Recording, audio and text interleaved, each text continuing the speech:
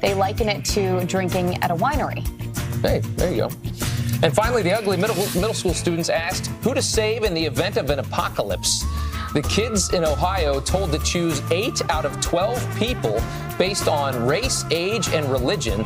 One example is, quote, a racist armed police officer who has been accused of using excessive force. What? Look at that. The accountant's pregnant wife. You can see him there. An Asian orphan 12-year-old boy. I mean, what is this? Yeah, right. Parent prompting the superintendent to have a talk with the teacher. I mean, this is ridiculous. Who thinks that that's a good assignment for a middle school? Can't you write in, like mom, dad, brother, brother-in-law, dog? Endlessly friends. Confused, as I usually am after the good, bad, and the ugly. Have a good day, everyone. Later. President Trump announces a new trade deal with Mexico, sending stocks surging. We're going to call it the United States-Mexico Trade Agreement. We'll get rid of the name NAFTA. It has a bad connotation. Just another in a long line of campaign assurances and promises that have been kept. Another tropical storm zeroing in on Hawaii. This as people begin to assess the damage left from Tropical Storm Lane. Demoted DOJ official Bruce Orr heading to the hot seat today. House lawmakers returning a week early to grill him behind closed doors. The lawmakers are going to be honing in on the communications between Bruce Orr and Christopher Steele, particularly after the FBI severed its ties officially with the author of the dossier. The beautiful moment a soldier reunites with his best friend.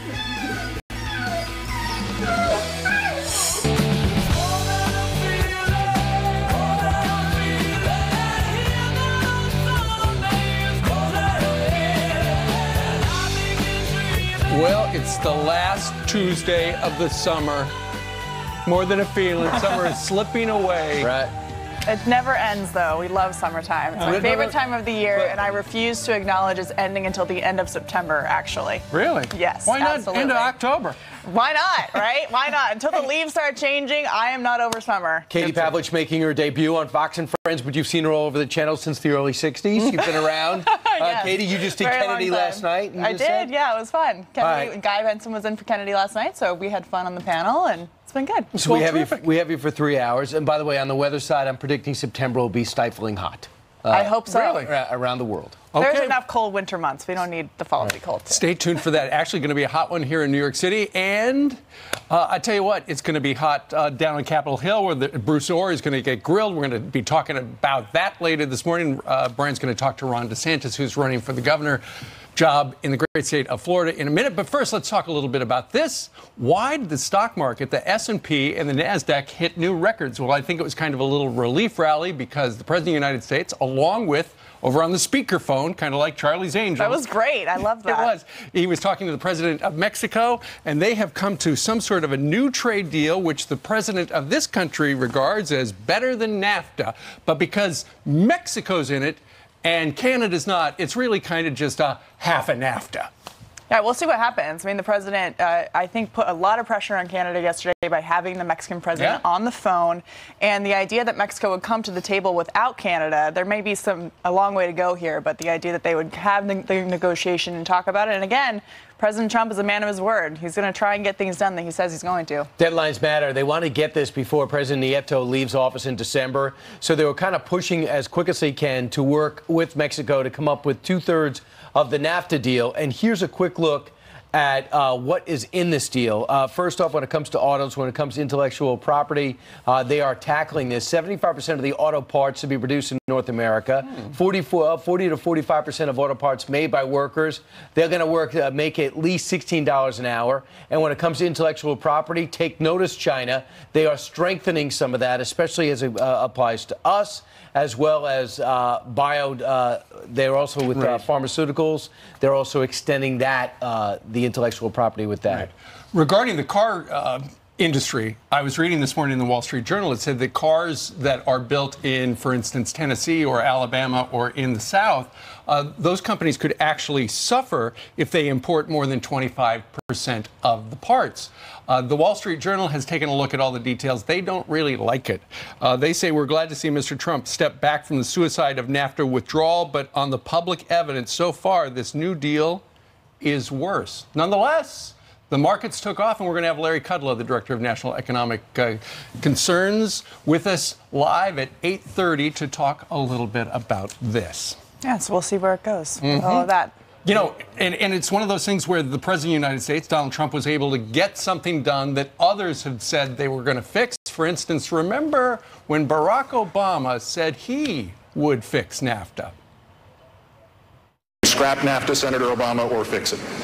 I would immediately call the President of Mexico, the President of Canada, to try to amend NAFTA, because I think that we can get labor agreements in that agreement right now. And it should reflect the basic principle that our trade agreements should not just be good for Wall Street, it should also be good for Main Street. Sounds good. Yeah, well, I wonder what happened to that guy who asked those questions. But that was President Obama. He never was able to accomplish it. As far as I know, he was not even able to tackle it. And many people thought, well, it's going to start, the success is going to start with Canada. We sidelined Canada, went right to Mexico, and both sides really seemed to want a deal. And I just thought it's going to be very interesting because the Canadian trade representative left Europe and flew immediately to Washington. They're meeting today. And last night, President Trump had a phone call with Justin Trudeau, the Prime Minister of Canada, and the readout from that from the White House was very cordial. Right. But we still don't have any details about how they're going to move forward with bringing Canada to the table. Well, and how do we move forward here in the United States? If they come to some sort of a deal, it's got to pass through Congress. There's not enough time to do this one. So does this new deal, would a Donald Trump endorsed trade deal get through a Nancy Pelosi-run House?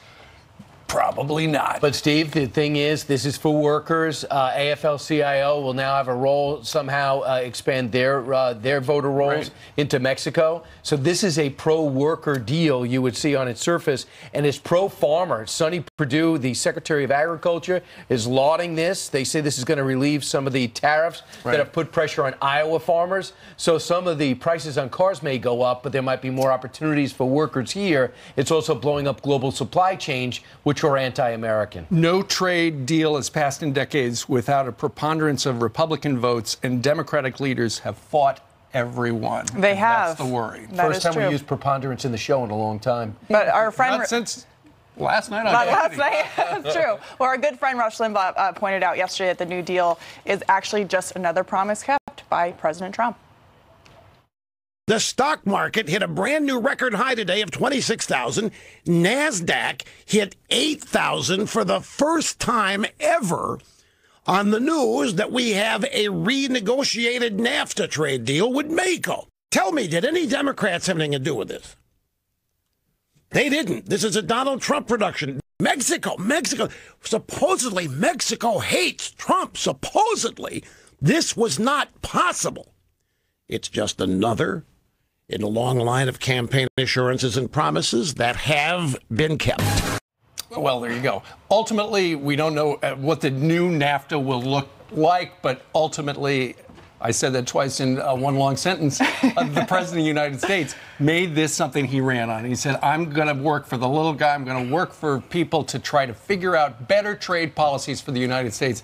It is, he says, a step. And we'll see how Democrats respond. I mean, Chuck Schumer has accused the president of being all talk, no action on trade. Nancy Pelosi has done the same thing, even though they both called for changes to NAFTA. So we'll see what the details are with Larry Kudlow coming up in the 8:30. Right.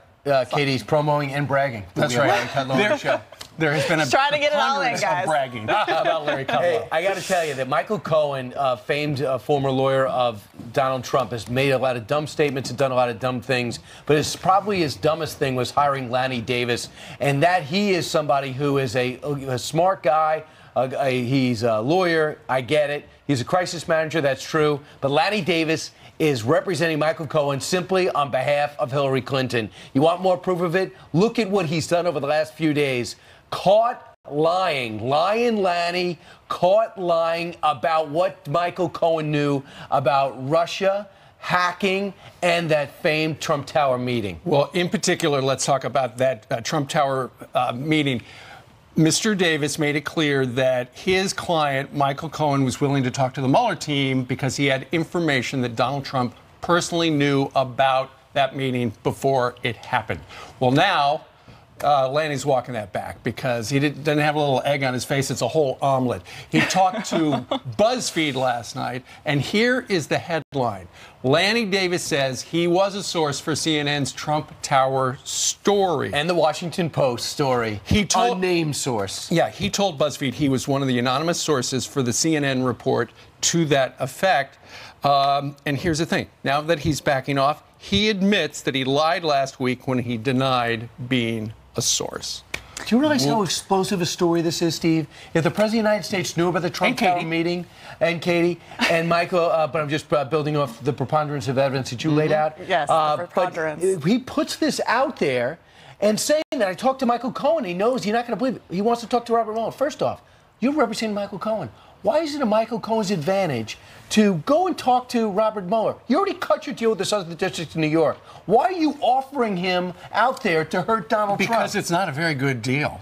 And this is, you have to look at the sourcing from a reporter's perspective. I mean, there have been so many false stories based on these anonymous sources who have not been revealed. We know in this case it was Lanny Davis, who is a political operative. So it brings into question not just the reporting on it, but what Michael Cohen's what his motives are, what Lanny Davis's motive was in getting involved in the first place. And quite frankly, if he's walking back this one bombshell that they thought they had for the Mueller team, do they really have anything else? Well, think about last week. Last week, it was all about Michael Cohen is flipped. He's cut a deal with the Southern District U.S. Attorney's Office. That was gigantic. But then he got bigger because Lanny said, look, he's got stuff. He can tell him if he wants to talk to him. And then, just kidding, doesn't really have any stuff to tell him because I lied about it. Well, too bad. We had to find out the real story because you don't just get that wrong. That's the real story. He made it up. But why would you make it up because knowing he's a the political ramifications operative. from what he says? Because Lanny Davis is a political operative. That is his goal. He is avenging Hillary Clinton's loss. That is what this is about. But then again, maybe he wanted some sort of a deal from the Mueller team. Look, my guy doesn't have much of a deal with the U.S. attorney from the Southern District. So if Mueller wants to give us a deal, we're willing to talk. Of course, it has since exploded, and Mr. Davis is embarrassed. You know who's else willing to talk? Is Jillian Mealy. She's paid to talk. There she is. If you'll let me. Is it my turn now? Yes, go ahead. All right, let's go ahead with some of your headlines. And we're learning more about the gunman who opened fire at that video game tournament in Florida, killing 2 people before turning the gun on himself. David Katz was hospitalized twice for psychiatric treatment.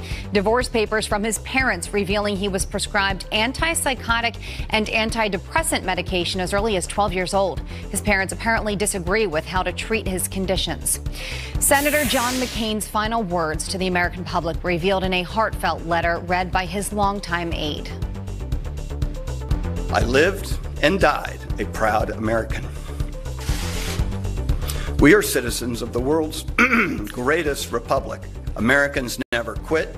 We never surrender. We never hide from history. We make history. Farewell, fellow Americans.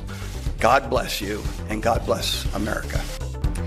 McCain also taking a thinly veiled shot at the president, referencing hiding behind walls and our current difficulties.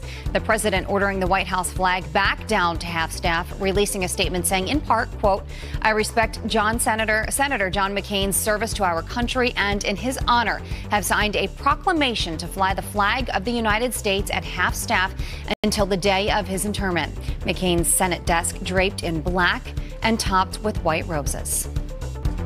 Also in the news, key primaries today on the march to the midterms in Florida.